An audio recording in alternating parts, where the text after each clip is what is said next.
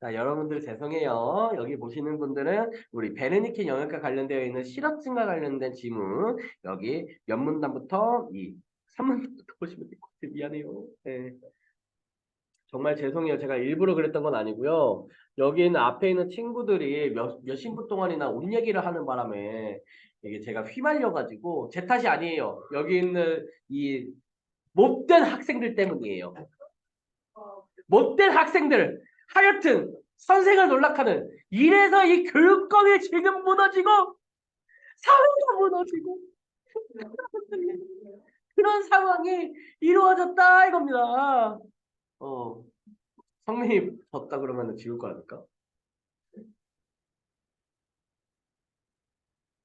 영상 인스타 캡처해서 홍보하는 새로 마친 유튜브 많이 시청해주세요. 그러면 그 방금 그 발언을 써야겠다고? 그러면은 이렇게 해줘. 현 국어 강사 소신 발언 해줘. 베르니케 영역은 자신이 저장하고 있는 단어 중 청각 자극과 일치하는 단어를 찾아 개념 중심부로 승부하고 개념 중심부는 이를 받아 의미를 해석한다는 것이다. 이에 비해 말하기 과정은 개념 중심부에서 브로카 영역, 베르니케 영역, 브로카 영역과 같이 브로카 영역을 두 번 거치는 복잡한 순서로 이루어진다. 그럼 브로카 영역을 두 번 거치는 이유가 대충 어떤 것 때문일까요?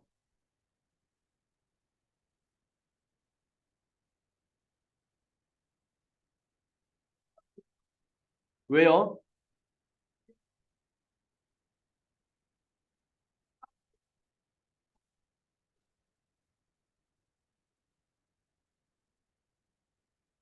그러니까 개념 중심부에서 어디로 못 보내니까? 베로니케로 못 보내니까. 그럼 몇 번이에요? 답. 음, 그쵸? 여기 그래프가 이거 괜히 그린 건 아니에요.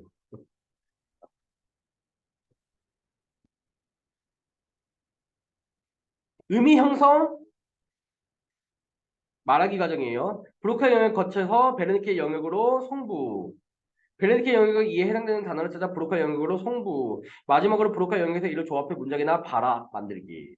그런데 실제로 말하기 위해서는 발음 기관을 움직여 소리를 만드는 과정이 필요한데 그의 모형에는 그러한 과정이 드러나 있지 않다. 그렇죠. 우리가 자음이라고 얘기를 하는 것도 기류가 어떤 좋은 위치에 따른 어떤 장애를 받아가지고 나는 소리잖아요.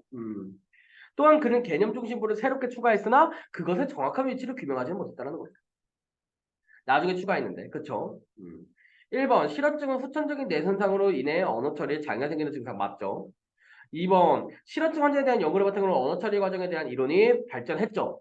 맞죠?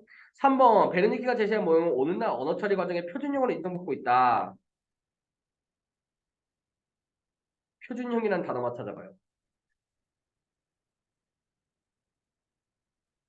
베르니키 게시윈드 모형은 오늘날 뇌의 언어 처리 과정을 설명하는 표준형으로 평가받는다. 마지막에 남아있죠? 이런 표준형으로 오늘날 인정받고 있다는 말은 보통 어디 부분에 나와요? 맨 마지막 부분, 맨 마지막 봤더니 이게 아니래요. 3번이겠네요. 이렇게 센스껏 푸시면 될 것 같습니다. 그렇죠? 일단은 뒤에 읽어볼게요. 더 발전됨에 따라서 우리 베르니케 게슈윈드 모형을 새롭게 제시했대요. 그는 리스트하임의 모형에서 개념 중심부를 제외하고 새롭게 운동 영역과 각회를 언어 중추로 추가했대요. 그러니까 두 가지 추가된 영역이 뭐예요? 운동 영역 첫 번째, 각회 두 번째. 그러니까 이런 차이점들은 정확하게 구분해서 봐주시기 바라요. 그림은 게시윈드가 제시한 언어 처리 모형으로 청각 자극을 수용하는 기본 청각 영역과 시각 자극을 수용하는 기본 시각 영역 그리고 메르니케, 브로카, 운동 영역 각회라는 네 개의 언어 중추를 중심으로 언어 처리 과정을 설명하고 있다는 거죠. 그러니까 지금 기본 청각 영역, 기본 시각 영역이라는 곳이 있고요. 그런 다음에 여기서 더 추가된 거는 운동 영역과 각회라는 거죠. 그러니까 지금 네 개의 언어 중추는 뭐라는 거야?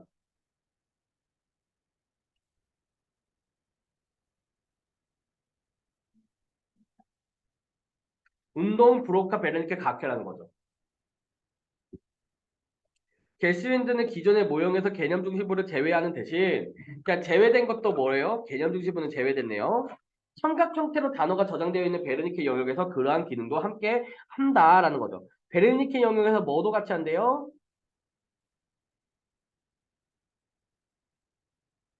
그 역할을 같이 한대요. 즉 베르니케 영역은 듣기와 읽기에서는 수용된 자극에 해당하는 단어를 찾아 의미를 해석하고 말하기와 쓰기에서는 의미를 형성한 뒤에 해당 단어를 찾는 역할을 한다고 보았다라고 얘기를 하네요. 베르니케 영역은 듣기와 읽기에서 수용된 자극에 해당하는 단어를 찾아 의미를 해석하고 그러니까 여기 있는 의미를 해석하고라고 얘기를 하는 부분에 추가가 됐네요.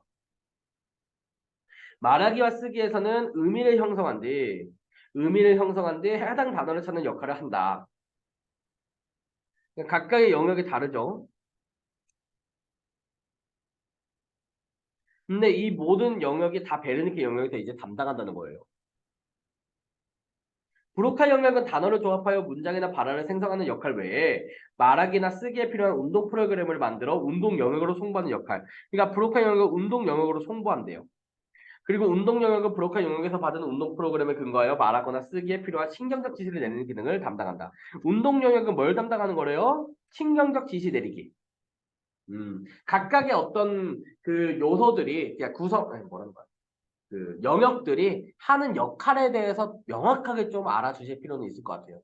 이것 또한 그 양측의 어떤 그 모형 있잖아요. 두 가지 모형. 차이점들 여러분들 프린트에 아마 되게 잘 되어 있는 걸로 알고 있어요. 그거를 구분해가지고 잘 봐주시기 바랍니다. 마지막으로 각회는 베르니케 영역과 인접해 있으면서 읽기에서 시각 형태의 정보를 청각 형태로 전환하고 쓰기에서는 청각 형태의 정보를 시각 형태로 전환하여 베르니케 영역으로 송부한다. 이 모형에 의거하면 듣기 과정은 기본 청각 영역에서 베르니케 영역의 순서로 이루어진다. 그리고 말하기 과정은 어때요? 베르니케 영역에서 브로카 그리고 운동 영역으로 나온대요. 근데 이 읽기나 쓰기 영역도 비슷하긴 한데 베르니케 영역에 저장된 단어가 청각 형태이기 때문에 각회를 거치는 과정이 여기서 추가된다는 거죠. 얘는 뭐가 추가된대요? 각회라는 과정이 추가된다는 거죠. 여기서 각회라고 얘기를 하는 과정이 어디 부분에 추가돼야 돼요? 여기 이렇게 사이에서 추가돼야겠죠. 그러니까 왜 그런 거예요, 이거는? 우리가 듣는 거는 그냥 청각으로 들으면 돼요. 근데 읽기라는 것은 어떤 정보가 어떤 정보로 바뀌어야 돼요? 각회의 역할이 뭐래요? 읽기에서 시각 형태의 정보를 뭘로 전환하고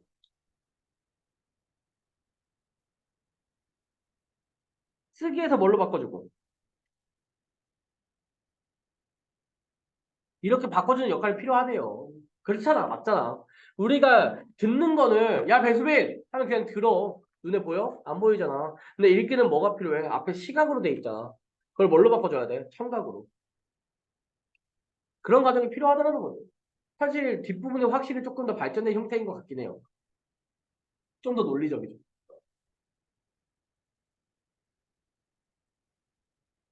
각표에서 처리된 정보는 베르니케 영역으로 송부되어 읽기의 경우에는 의미를 해석하고 쓰기의 경우에는 바로 다음 단계의 브로카 영역으로 정보를 송부한다라는 거. 문제 슬쩍 볼까요? 기억과 니은, 기억이 뭐예요? 리스트 타임이네. 니은은 대시 윈드네. 기억은 실제 발음 기간을 움직여 소리를 만드는 과정에 대한 설명이 가능하다. 이 과정 빠져있다 그랬죠. 틀렸죠? 니은은 기본 시각 영역과 기본 청각 영역, 새로운 언어 중추는 아까 전 운동 영역과 각회였죠. 3번 기억은 니은과 달리 말하기 듣기 읽기 쓰기의 전 과정에 대한 설명이 가능하다라고 얘기를 하는데 어때요? 말하기 과정은 이 과정 없잖아요. 그렇죠. 정확한 위치 규명 못해요. 어떻게 하는 거지? 니은은 기억과 달리 귀로 들어온 청각 자극이 베르니케 영역으로 송부된다. 어디로 가요? 귀로 들어온 청각 자극이.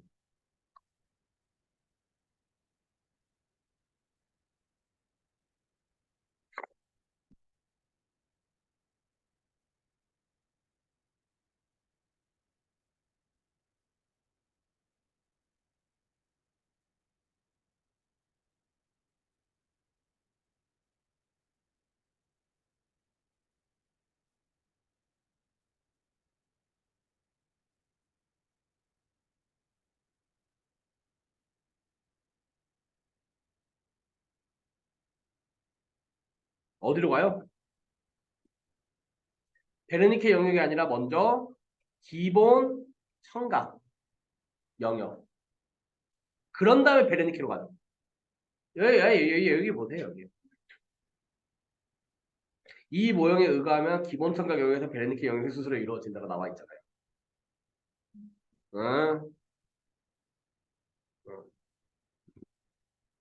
보셨죠? 근데 여튼지 간에 그럼 기억은 바로 베르니키 맞아요? 기억이 뭔데? 리스다인. 그거는 바로 베르니키로 가잖아요. 음. 5번 기억과 니음모두 베르니키 영역에 단어의 소리가 형태로 저장되어 있다. 단어가 소리의 형태로 저장되어 있는 거는 둘 다 공통점이죠. 그래서 5번이다. 여기 볼게요.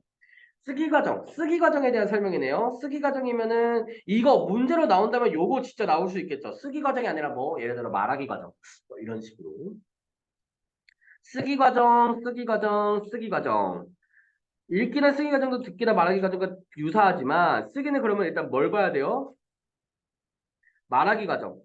어떤 거야? 요거죠. 여기에서 어떻게 되는 거야? 중간에 뭘 거쳐야 돼? 뭘 거쳐줘야 돼? 각회라는 것을 거쳐야 되잖아요. 그럼 쓰기는 어떤 정보를 어떤 걸로 바꿔주는 거죠? 청각 정보를 그래요. 마음속에 있는 이 청각을 시각으로 바꿔주는 각회가 필요한 거죠. 그러니까 청각은 눈에 보이지 않아. 시각은 눈에 보여. 그 차이예요. 그것만 생각하세요. 쓰는 거는 눈에 보이지 않는 걸 내가 눈을 보이게 만들어야 되잖아. 청각에서 시각. 어. 그쵸? 가, 의미를 형성하고 해당하는 단어를 찾는다. 이거 너무 맞는 얘기죠. 2번, 청각 형태의 정보를 시각 형태로 정보로 저장한다. 맞아요? 맞네요. 다, 각해에서 처리한 정보를 받아 의미를 해석한다. 맞아요?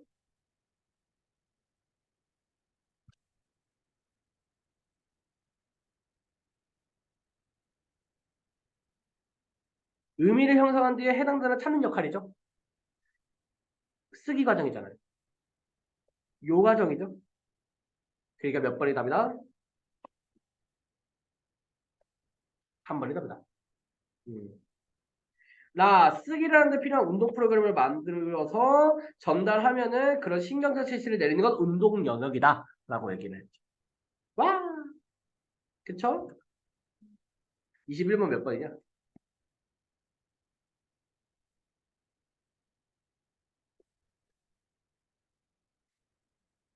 A. 명명하고, 이름 붙이고, 처리에 대한 관심이 대두되면서, 옮겨, 20번 볼게요. 왜 대두된다는 게 옮기는 거 아니잖아. 관심이 대두되고 있다. 관심이 옮겨지고 있다. 아니잖아요. 다르죠? 위크를 바탕으로 할 때 보기를 읽고 리스트 하인과 게시 윈들가 진화할 만한 내용으로 적절한 것은 실효증 환자 관찰 결과래요. 문법에 어긋난 문장을 사용. 일단 문법에 어긋난 문장을 사용한다는 것은 어떤 걸로 지금 얘기를 하는 겁니다.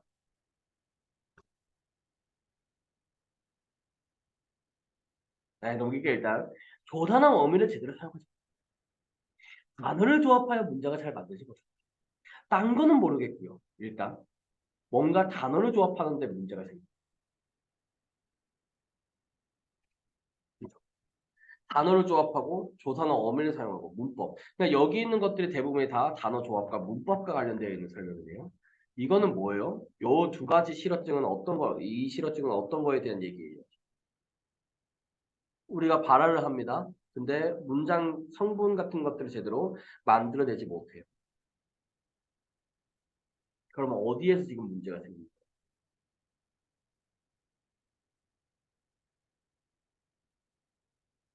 조합에 문제가 생기잖아요. 브로카 영역에서 이를 조합해야 되는데 일단 이 어디야? 리스트하임 같은 경우에는 브로카 영역에서 뭔가 문제가 생겼다라고 얘기를 할 수 있나요?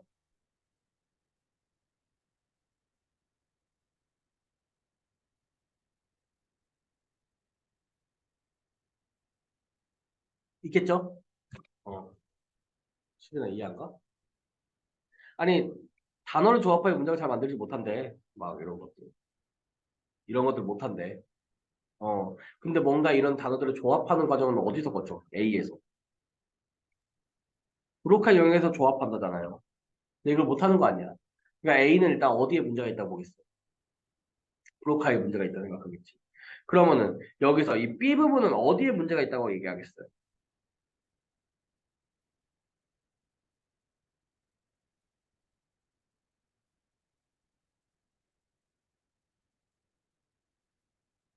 의미를 행성한 뒤에 해당 단어를 찾는 영역은 괜찮죠. 근데 이거를 이제 조합하는 게 얘도 문제인 거죠. 단어를 조합하여 문장이나 발화를 생성하는 역할 외에라고 얘기하니까 얘도 브로카 영역은 맞네요. 둘 다 브로커 영역에 문제가 있을 거라고 얘기한다. 그러니까 1번, 2번은 아니죠. 그죠? 3번 A는 브로커 영역이 B는 베르니케 영역에 손상되었다고 진단했군. 얘도 맞아요? 아니죠. A는 개념 중심부가 B는 브로커 영역에 손상되었다고 진단 아니죠. 5번이겠네. 요게 다예요. 네. 요게 답니다. 어떤 의미를 정확히 파악하지 못하는 일이 생겨. 그 자꾸 얘한테 바보 하는데 얘가 좋아해. 어떤 영역에 문제가 생긴 거예요, A는? 의미 해석의 문제, 어디서 문제가 생긴 거야, 얘는? 어? 얘 베르니케에 문제 생긴 거예요? 아니, 리스타임. A라고 했어. 어디에 문제 생긴 거? 그러면은, 누구? 제시윈드는 이렇게 나오겠죠. 만약에 변형돼서 나오면. 이 정도라는 거예요. 알겠죠? 할 수 있겠죠?